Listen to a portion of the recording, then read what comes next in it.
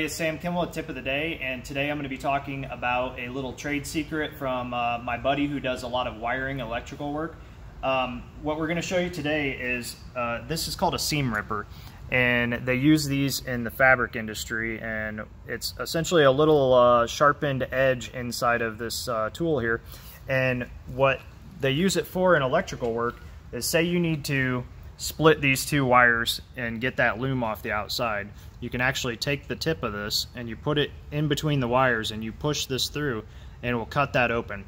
A lot of people will come in with a razor knife or something and try to cut that, wire loom or this heat tape off, and what ends up happening is they end up cutting the wire instead. Now this is a quick, easy way, as I can show you here, that you can cut the loom off. You just push it, cuts it right open, and you don't have to worry about cutting any of the wires inside. This is very sharp, but it's sharp on the inside here, so you don't have to worry about cutting anything except for what you want to cut. So there's the tip of the day today, using a seam ripper to split wiring apart.